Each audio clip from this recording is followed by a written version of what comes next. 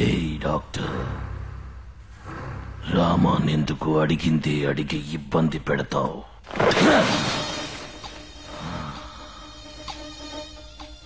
ఇదంతా ఏమిటి? హైటెక్ పెట్టుకుని జనాన్ని మోసం చేస్తూ. మీరెవరు? అపరిచితుణ్ణి. ఓహో, మీకు రామానికి ఏమిటి సంబంధం? రామ అమాయకుడు, జడ పదార్థం, చేవలేనివాడు. ఎక్కడ ఏ తప్పు జరిగినా రూల్స్ మాట్లాడుతూ, కంప్లైంట్లు ఇస్తూ, కేసులు పెడుతూ, ఏడుస్తూ గొడుగుతుంటాడు. వాడు ఏ అన్యాయాన్ని ఆపలేడు. నేను ఆపాలని నిర్ణయించుకున్నాను. ఏ విధంగా? అపరిచితుడు.com ఒక వెబ్సైట్ ఓపెన్ చేశాను.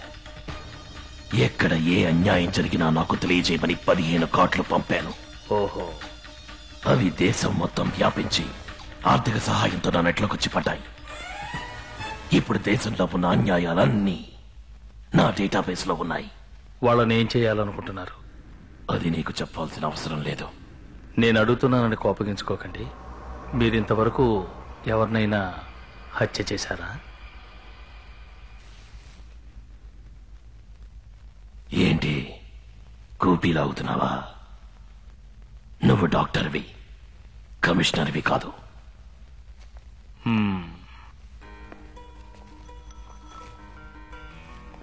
దీన్ని చూస్తే మీకేమనిపిస్తుంది?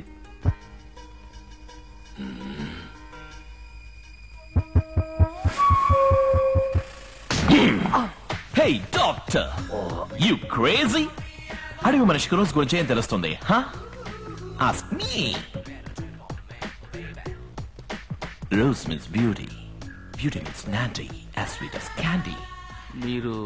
Dude, I'm Remo, Rampwalk, Nodal, Rose Salad, Gentle Lovers, dude. రామానికి మీకు ఏమిటి? Ramam, cash. Ramam is a useless fellow. Nandini 8 ఏళ్లుగా లవ్ చేస్తున్నాడు. అది ఎలా ఎక్స్ప్రెస్ చేయాలో తెలియక తనలోనే దాచుకుని అప్లికేషన్ పెట్టి చెడగొట్టుకుని సూసైడ్ వరకు వెళ్ళాడు. అప్పుడే నేను వచ్చాను. వాడు దాచుకున్న లవ్ అంతా షేక్ చేసిన షాంపైన్ బాటిల్ లాగా hundreds of words, thousands of flowers, tons and tons of love ని పంచాను. Now she loves me. You love a woman, just tell her that she's the one. Da-da-da-da-da-da. She needs somebody to tell her that. Remo, మీ ప్రేమ ఖర్చులకు డబ్బెలా వచ్చింది? Simple. Rama ఇంటి పత్రాలను తాకట్టు పెట్టాను. It's all for love, all for love. You love a woman, tell her that she's really wanted. Da-da-da-da-da-da. Dr. Bruce, what do you think? Confirmed. It's multiple personality disorder. He's not acting. వారు చెప్పేది multiple personality disorder అంటే ఒకే మనిషిలో పలు రకాల మనుషులు ఉన్నట్టన్నమాట. అంటే దెయ్యం పట్టినట్ట doctor? ఇది దెయ్యం లాంటిది కాదమ్మా. కొంతమందికి మానసిక ఒత్తిడి ఎక్కువై దానికి మందుగా వాళ్ల బుద్ధే ఇంకో పర్సనాలిటీగా రూపొందుతుంది. వాళ్ల మనోవేదన ఉచ్చ స్థాయికి చేరుకున్నప్పుడు వాళ్ళకి తెలియకుండానే ఆ పర్సనాలిటీ ఆవహిస్తుంది. అదేంటి డాక్టర్, ఒకే వ్యక్తి తనకు తెలియకుండా వేరే వ్యక్తిగా ఎలా మారతాడు? Why not? తాగుబోతులు చూడండి, ప్రశాంతంగా కనపడతారు. తాగిన తర్వాత వాళ్ళు మాట్లాడే మాటలు, బిహేవియర్ అన్ని వేరే వ్యక్తివా అన్నట్టుంటాయి. తెల్లారు అడిగితే నేను అలా మాట్లాడిందంటారు. కొంతమంది ఆడవాళ్ళకి అమ్మవారు పూనుతుంది తెలుసుగా, ఎంతో అమాయకంగా ఉంటారు. కానీ పూనకం వచ్చిన తర్వాత వాళ్ళనెవరూ ఆపలేరు. అందరినీ రారా పోరా అంటారు. నాలుక మీద కర్పూరం కూడా వెలిగించుకుంటారు. తప్పు చేసిన వాడిని చూసి ఒకడికి లాయక్ కొట్టాలనిపిస్తుంది, కానీ కొట్టలేడు. అన్యాయం చేసే వాళ్ళని చూస్తే నిలబెట్టి కాల్చేయాలనిపిస్తుంది, కానీ చట్టానికి సమాజానికి భయపడి ఆ పని చేయలేడు. ఇలా మనసులో అణుచుకున్న చిన్న చిన్న కోరికలన్నీ బద్దలు కొట్టుకుని బయటికి రావటమే మల్టిపుల్ పర్సనాలిటీ డిజార్డర్. ఇంతకు ముందు ఈ రకంగా ఎవరికైనా జరిగిందా? జార్జియాలో ఈవనే అమ్మాయికి 3 పర్సనాలిటీలు ఉండేవి. న్యూయార్క్ లో జూడీ క్యాస్లీ అనే లేడీకి 44 పర్సనాలిటీలు ఉండేవి. ఒక వెబ్సైటే ఓపెన్ చేసి తన గురించి చెప్పారు.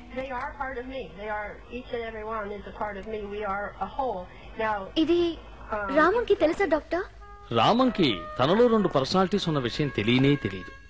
కానీ అపరిచితుడికి రెమోకి రామం వేరే వ్యక్తిగా తెలుసు. ఈ పర్సనాలిటీలో వస్తే ఎంతసేపు ఉంటాయి డాక్టర్? 1 నిమిషం, 1 రోజు, 1 వారం కూడా ఉండొచ్చు. కానీ మారి మారి వస్తూ ఉంటాయి. ఎప్పుడు వస్తాయో ఎప్పుడు వెళ్తాయో చెప్పలేం. దీన్ని నయం చేయటం కుదరదా డాక్టర్? కుదురుతుంది. 1 సంవత్సరం పట్టొచ్చు, 2 ఏళ్లు పట్టొచ్చు, 6 ఏళ్లు కూడా పట్టొచ్చు. కానీ అది ఖచ్చితంగా చెప్పలేం. ఏం డాక్టర్? ఎప్పుడు రామంకి అణిచి ఉంచుకున్న కోరికలు నెరవేర్తాయో, ఆ పర్సనాలిటీస్ రావడానికి అవసరం లేకుండా పోతుందో అప్పుడు వాటికి అవే తొలిగిపోతాయి. మీరనేది ఇప్పుడు నువ్వు నిజంగానే రామన్ని లవ్ చేసావే అనుకో, రెమోగా రావాల్సిన అవసరం లేకుండా పోతుంది. రెమో అంతర్ధానం నీ చేతుల్లో ఉంది. అపరిచితుడు దేశం చేతుల్లో ఉంది. ఎవరు ఏ తప్పు చేయకుండా ఉంటే అపరిచితుడు అంతర్ధానం అవుతాడు. మళ్ళీ నన్ను చంపడానికి వస్తాడా డాక్టర్? తప్పకుండా. అయ్యో, భయపడుకో. గవర్నమెంట్ ను మోసం చేయకుండా సవ్యంగా ట్యాక్స్ కడితే వదిలేస్తాడు. ఇది కొంచెం క్లిష్టమైన కేసు. వచ్చే వారం తీసుకురా, ఇంకో సెషన్ పెడదాం. అంతవరకు రామానికి తెలియనివ్వకు.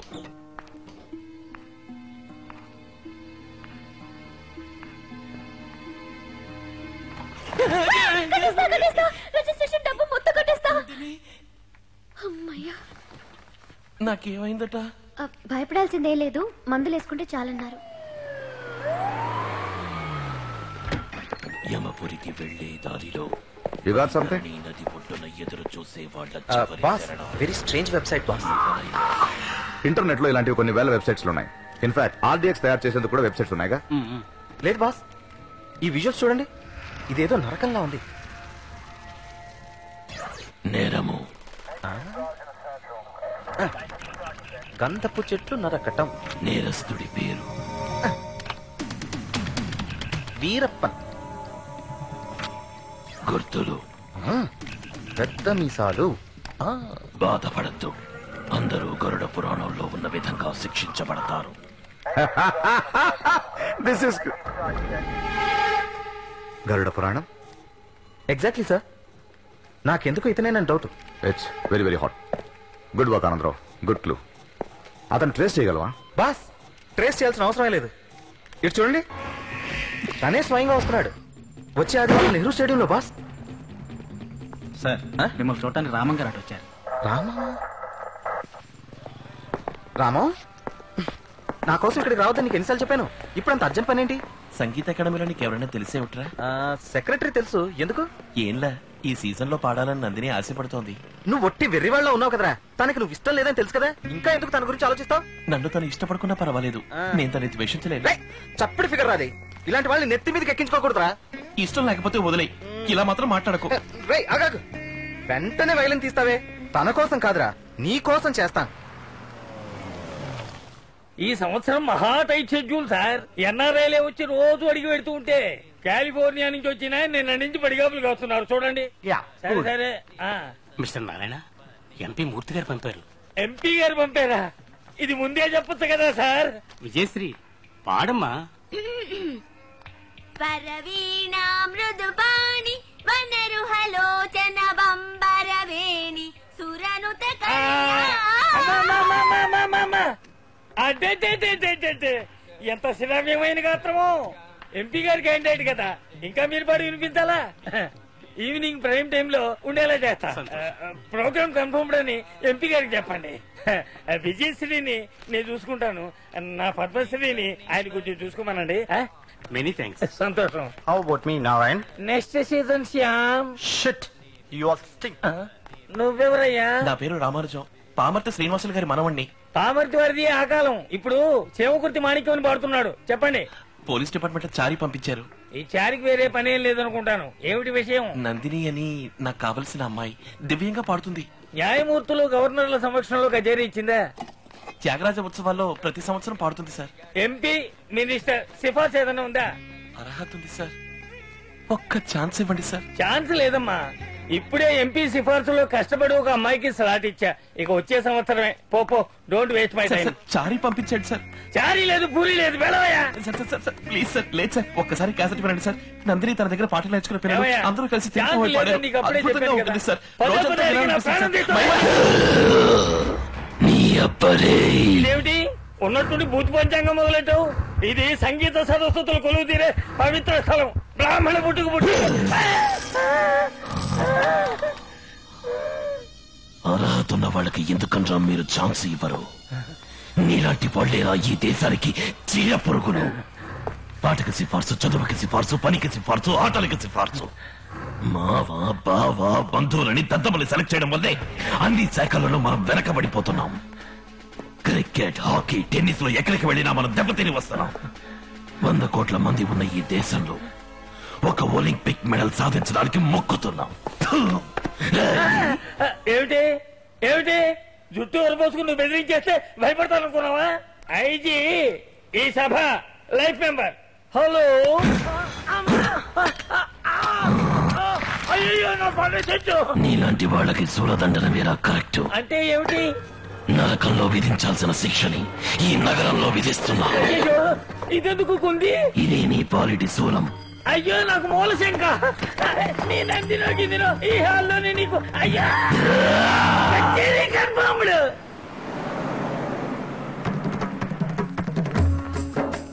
రెడీ అయ్యారా అందరూ? ఇప్పటికే ఆలస్యం అయింది. హలో అసెంబ్లీ అంకుల్, రండి కూర్చోండి. ఎమ్మెల్యే అంటే రాలేదా? రాజీవ్ పల్లి పట్టుకెళ్ళి. ఆంటీ కూడానా? ఆవిడతో పూటకో బాట బాటకో మాట. Hey, what's it, buddy? Sir Me? I'm Remu, the Rampok model, Nandini's boyfriend. Boy friend boy friend ఓసారి లేవండి. Why? లేవండి. Why? Hey, oh. వెళ్ళి లాస్ట్ రోజు కూర్చో. ఎందుకు రైలు ఇంకోటి ఫిగర్ అని కలపడతారు రాస్కల్స్. చాలా సంతోషంగా ఉంది చారి. నాకు ఇంత గొప్ప ఛాన్స్ దొరుకుతుందని నేను ఊహించలేదు. రామం చాలా కష్టపడ్డాడని విన్నాను. రాము ఎక్కడా? ఏ మొహం పెట్టుకొస్తాడు? అదిగో వాడు వచ్చాడుగా. వీడెక్కడో ఏదో మూల కూర్చుని ఏడుస్తూ ఉంటాడు.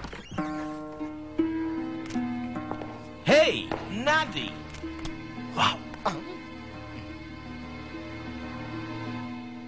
ఇలా స్టైల్ గా ఫోర్స్ కొట్టే వాళ్ళనైతే మీరు ప్రేమిస్తారు. ఒకటి సిన్సియర్ గా ఉంటే కష్టంగా ఉంటుంది కదా, పర్ఫెక్ట్ గా ఉంటే ఇష్టం ఉండదు కదా, క్యారెక్టర్ ఉంటే బోర్ కొడుతుంది కదా. రామం గోల్డ్, నందిని కల్మషం లేని బంగారం. అందుకే ఈ మాయలోకంలో ఇమ్మలేకపోతున్నాడు. వెళ్ళి రమను. ఇంత చెప్పినా వాడినే రమ్మంటున్నా. Hey, Nandi. Wow. Are we gotta do the yayo? Be serious రమో, కొంచెం మాట్లాడాలి, కూర్చో. Okay. Yeah, tell me. ఇంకెప్పుడు నన్ను చూడటానికి రాకురేమో. What? నేను నిన్ను ప్రేమించలా. What's wrong with you? Why? నువ్వు నిజం కాదురేమో, అబద్ధం. What you mean? నువ్వు ఇంకొకరి కలకి మేకప్ వేసుకొచ్చావు. నేను నిజాన్ని ప్రేమిస్తున్నాను. ఎవరు? చెప్తాను. Hey, my glasses. What? వెళ్ళి ఈ dress వేసుకురా. Oh. What now? Hey, Nandini.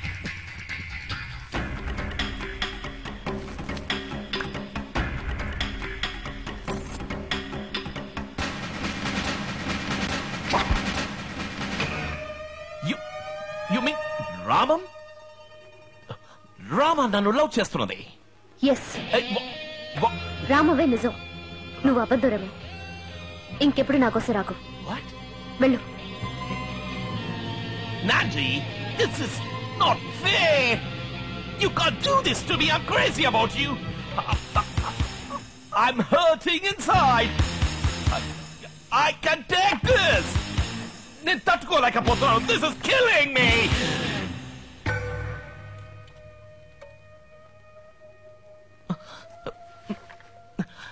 Nandini, అయ్యో టైం అవుతుంది, ఇంకా మొదలెట్లేదా? ఎక్కడి నీ ఉడ్బి వచ్చారా? ఇకెప్పటికీ తిరిగి రాడు రామో. అయ్యో వివాహం అది నీతోనే రామో. ఏమిటి నువ్వనేది? నేను నిన్నెంతగానో బాధ పెట్టాను. నన్ను క్షమించు రామో. అంత పెద్ద మాట అనకు. లేనందిని, నీ చేతులతో తాకి లేవతీస్తేనే నన్ను క్షమించినట్టు అర్థం. ఏమిటిది నందిని? నందిని, నాకేదో అవుతుంది. నాలుగు చింపులు లాగేస్తున్నాయి. వన్ మాత్రం వచ్చేలాగుంది. ఇదంతా పెళ్ళి అయిన తర్వాత ఏంటి రెడీయా? సారీ, వేరే రూమ్కి వచ్చాను. అమ్మ రామా, ఈ పిల్లి పాలేం తాగుతుంది అనుకున్నాను రా. వీరే తాగావు కదరా. అయ్యో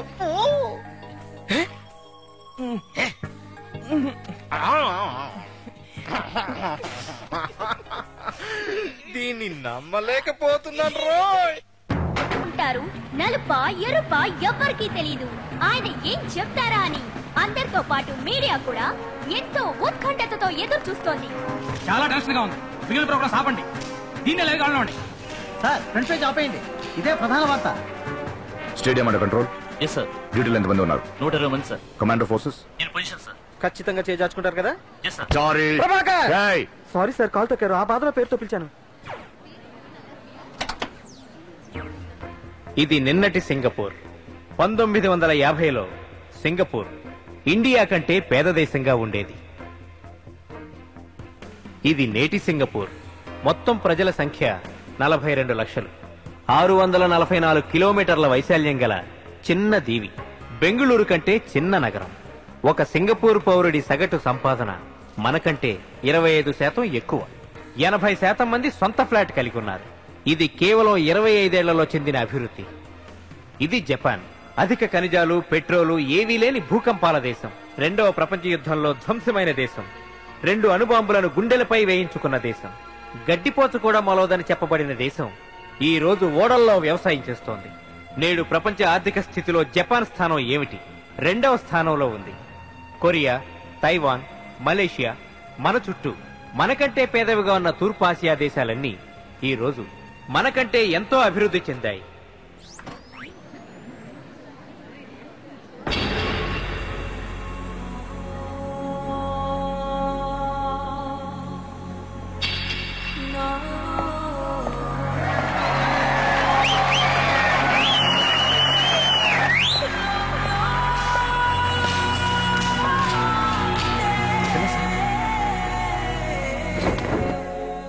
ఇప్పుడు మీరు చూసింది సినిమా మొదలెట్టే ముందు చూపించే న్యూస్ రీల్ కాదు, మన ఇండియా చేజార్చుకున్న అవకాశాల జాబితా. ఇది ఒక ఆధ్యాత్మిక సభో, సాంస్కృతిక సభో, రాజకీయ సభో, స్వార్థ సభో కాదు. మన మనసాక్షిని ప్రశ్నించుకోబోయే సభ.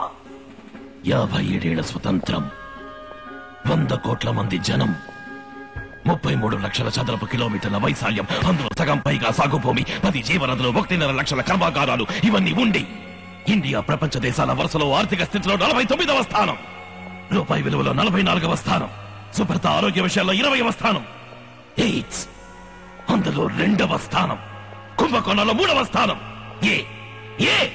మీలో ఎవరైనా చెప్పగలరా? మంచి ప్రధానమంత్రి లేకపోవడం వల్లండి. మంచి ముఖ్యమంత్రులు లేకండి. మంచి మంత్రులు లేరండి. మంచి అధికారులు లేరండి. మంచి పోలీసులు లేరండి. మీరందరూ కలిసి మంచి మంచి అంటున్నారే, మనలో ఎంతమంది మంచి పౌరులుగా ఉంటున్నాం? ఎంతమంది మనలో బాధ్యతని సరిగ్గా నిర్వహిస్తున్నాం? క్రికెట్ టీంలో మంచి కెప్టెన్ ఉన్నంత మాత్రాన ఇండియా గెలవదు. 11 మంది సరిగ్గా ఆడితేనే గెలుస్తుంది. అందులో ఒక్కడు సరిగ్గా ఆడకపోయినా మీకెంత కోపం వస్తుంది? 100 కోట్ల మంది వ్యక్తులు కలిస్తేనే ఇండియా. ప్రధానమంత్రి, ముఖ్యమంత్రి, మంత్రి, అధికారి, మీరు, నేను అందరం ఒంటరి వాళ్లమే. ఎవరి బాధ్యత వాళ్ళు సక్రమంగా నిర్వర్తిస్తేనే ఈ దేశం బాగుపడుతుంది. కానీ మనమందరం ఏం చేస్తున్నాం చూడండి. గౌరవనీయులైన వీరు మనలో ఒకరు. వీరి దినచర్య ఏమిటో చూడండి. అమ్మయ్యా,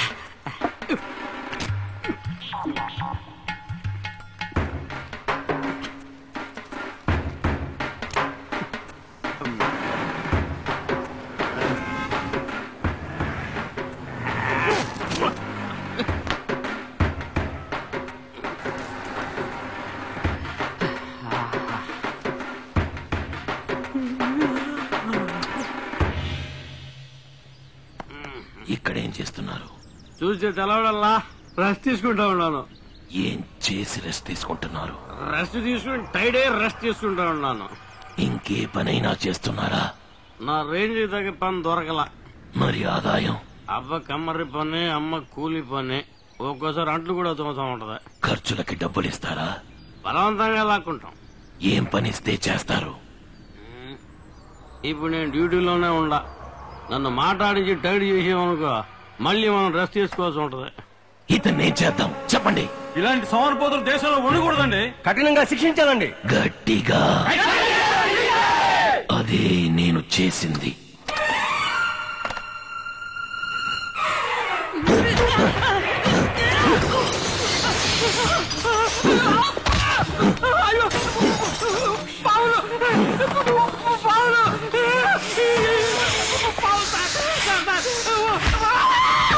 ఈ శిక్ష పేరు సర్పదంశనం.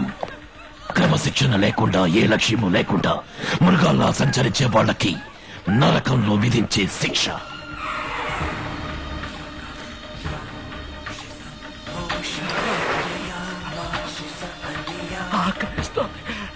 ఆకలేస్తుందా?